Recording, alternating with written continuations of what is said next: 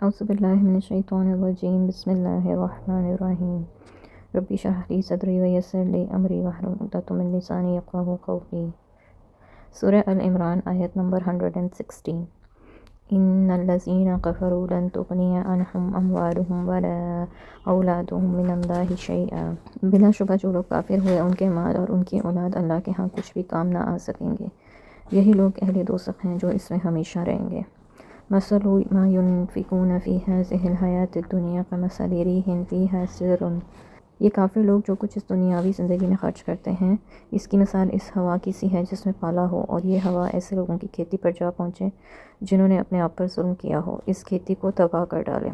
یہ دنیا دارالعمل ہے اور آخرت دارالجزا ہے۔ اس دنیا میں انسان جو کچھ بوئے گا وہ آخرت میں کاٹے گا، مگر دنیا میں بوئی ہوئی کھیتی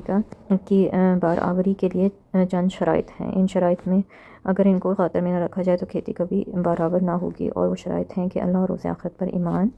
خلوص نیت یعنی اس میں ریا کا شائبہ تک نہ ہو، اور جو کام کیا جائے خالص اللہ کی رضامندی کے لیے کیا جائے، اور تیسرے اتباع سنت، کتاب اور سنت، یعنی وہ کام یا صدقہ خیرات جو شریعت کی بتلائی ہوئی ہدایت کے مطابق کیا جائے۔ ان میں کوئی چیز بھی مفقود ہوگی تو آخرت میں کچھ بھی حاصل نہ ہوگا۔ اس آیت میں جن کافروں کے متعلق کہا گیا کہ انہوں نے خود اپنے آپ پر ظلم کیا، ان میں یہ تینوں شرائط ہی مفقود ہوتی ہیں۔ کافر تو وہ کہلاتے ہی اس لیے ہیں کہ اللہ اور آخرت کے دن پر ایمان نہیں رکھتے، اور یہی اپنے آپ پر سب سے بڑا ظلم ہوتا ہے۔ یا اگر اپنے خیال کے مطابق ایمان رکھتے بھی ہیں تو وہ اللہ کے ہاں قبول نہیں، چونکہ ان کا روز آخرت پر ایمان نہیں ہوتا۔ لہٰذا وہ جو بھی خرچ کریں گے محض اپنی نمائش کے لیے یا اپنی واہ کے لیے کریں گے، تو پھر آخرت میں بھلا انہیں ایسے عمل کا بدلہ کیسے مل سکتا ہے؟ ان کے نیک اعمال کی کھیتی کو ان کے کفر کی کوہر نے تباہ و برباد کر رکھ دیا، تو اب آخرت میں انہیں کیا بدلہ ملے گا؟ سورہ البقرہ میں آیت نمبر 263 میں بھی لوگوں کی دکھلاوے کی خاطر خرچ کرنے والوں کی یہ مثال بیان کی گئی تھی، جیسے ایک صاف چکنے پتھر پر تھوڑی سی مٹی پڑی ہو اور اس مٹی میں کوئی شخص بیج بو دے،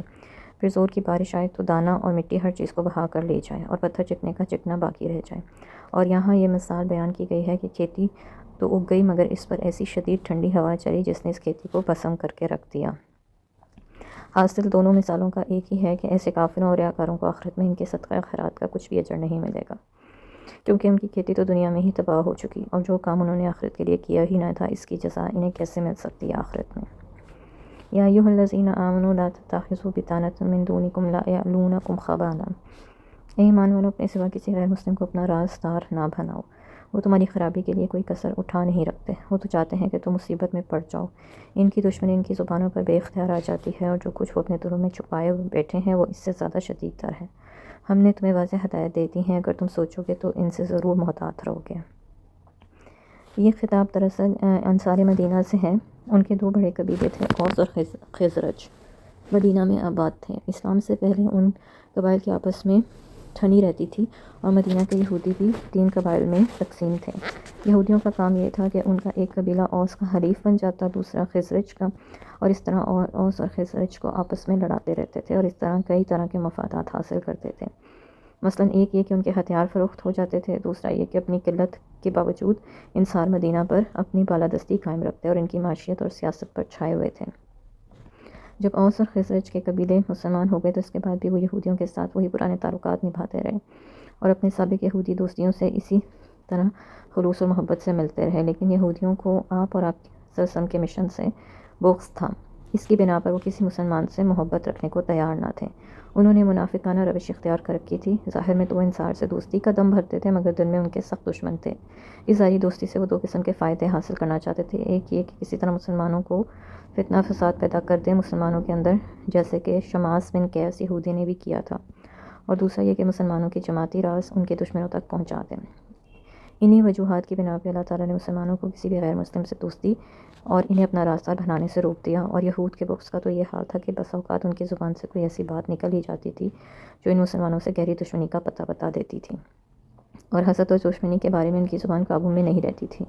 اور جو ان کے دلوں میں کدورت بھری ہوئی تھی وہ تو اس سے بھی بہت بڑھ کر تھی۔ اس لیے اللہ تعالیٰ نے مسلمانوں کو متنبہ کرتے ہوئے فرمایا کہ اگر تم سوچو تو ان کی دوستی میں تمہارا سراسر نقصان ہی ہے، لہٰذا کافروں سے دوستی رکھنے سے بہرحال تمہیں اجتناب کرنا چاہیے۔ ہا انتم اولائی تحبونہم ولا یحبونکم وتؤمنون بالکتاب کلہ، سنو تم ایسے لوگ ہو جو ان یہود سے محبت رکھتے ہو مگر وہ تم سے محبت نہیں رکھتے، حالانکہ تم تمام آسمانی کتابوں پر ایمان رکھتے ہو جن میں تورات بھی شامل تھی، لیکن اہل کتاب تمہارے قرآن پر ایمان نہیں رکھتے۔ اس بات کا تقاضا تو یہ تھا کہ وہ تم سے محبت رکھتے اور تم ان سے دشمنی رکھتے، مگر یہاں معاملہ اس کے بالکل برعکس ہے۔ تم یہ کیسی الٹی گنگا بہا رہے ہو؟ وہ لوگ جب تمہیں ملتے ہیں تو کہتے ہیں کہ ہم ایمان لے آئے، مگر جب علیحدہ ہوتے ہیں تو تم پر غصے کے مارے اپنی انگلیاں کاٹنے لگتے ہیں۔ آپ ان سے کہیے کہ اپنے غصے میں جل مرو، بلا شبہ اللہ تعالیٰ دلوں کے راستہ خوب جانتا ہے۔ یہاں آمنا سے مراد یا تو یہود کا تورات پر ایمان لانا ہے یا مسلمانوں کو خوش کرنے کے لیے منافقانہ طور پر یہ کہہ دینا کہ ہم بھی قرآن پر ایمان لیتے ہیں، حالانکہ جب وہ تمہارے اتحاد اور اتفاق اور آپس میں پیار محبت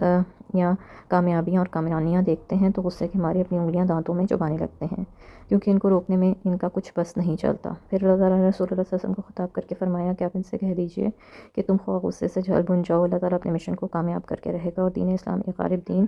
کی حیثیت سے بلند ہو کر رہے گا، اور تمہارے دلوں میں بغض کی جو لہریں اٹھتی ہیں اللہ ان سے بھی پوری طرح واقف ہے۔ ان تمسسکم حسنۃ تسؤہم، اگر تمہیں کوئی بھلائی پہنچے تو ان کو بری لگتی ہے، اور اگر کوئی مصیبت پیش آئے تو اس پر خوش ہوتے ہیں۔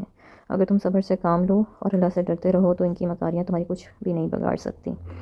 اور جو کچھ یہ کریں اللہ تعالیٰ یقیناً اس کا احاطہ کیے ہوئے ہے۔ اگر تمہیں کوئی خوشی کا موقع میسر آئے تو یہ جل بھن جاتے ہیں، اور کوئی تکلیف پہنچے تو اس پر خوشی سے پھولے نہیں سماتے، تو کیا پھر ایسے لوگوں کی دوستی سے پرہیز ہی بہتر نہیں؟ بس تم صبر سے کام لو، ان کی سازشیں اور پروپیگنڈے تمہارا بال بھی بھیگا نہیں کر سکتے، کیونکہ اللہ تعالیٰ خود ان پر کڑی نظر رکھے ہوئے ہیں۔ اللہ تعالیٰ نے ان آیات میں کافروں سے دوستی گانٹنے کی ممانعت کے لیے جو وجوہات بیان کی ہیں ان میں سے پہلی تو یہ ہے کہ وہ تمہارے درمیان خرابی، بگاڑ اور فساد پیدا کرنے کے لیے ہر وقت تیار رہتے ہیں، ہر ممکن کوشش کرتے ہیں۔ پھر وہ یہ چاہتے ہیں کہ تم پر کوئی زمین سے یا آسمان سے آفت آ جائے یا تم کسی مصیبت میں پھنس جاؤ۔ تیسرا یہ کہ ان کے منہ سے کچھ بے اختیار ایسی باتیں نکل جاتی ہیں جو ان کے دلوں کے مواد کا پتہ دیتی ہیں۔ چوتھا یہ کہ تم ان سے محبت رکھتے ہو جبکہ وہ تم سے دشمنی رکھتے ہیں، تم ان کی کتاب پر ایمان لاتے ہو، وہ تمہاری کتاب سے انکار کرتے ہیں۔ پانچویں یہ کہ اگر تمہیں کوئی بھلائی حاصل ہو تو اس سے جل بھن جاتے ہیں، اور اگر تمہیں تکلیف پہنچے تو اندر ہی اندر پھولے نہیں سماتے۔ اور چھٹی یہ کہ اگر وہ تم سے خیر خواہی کی بات بھی کریں تو وہ منافقت پر مبنی ہوتی ہے، لہٰذا ان تمام وجوہات کی بنا پر تمہیں ان سے دوستی نہیں رکھنی چاہیے، اور راز بتانا تو بڑی دور کی بات ہے۔ وآخر دعوانا ان الحمد للہ رب العالمین، سبحانک اللہم وبحمدک، اشہد ان لا الہ الا انت، استغفرک واتوب الیک۔ السلام علیکم ورحمۃ اللہ وبرکاتہ۔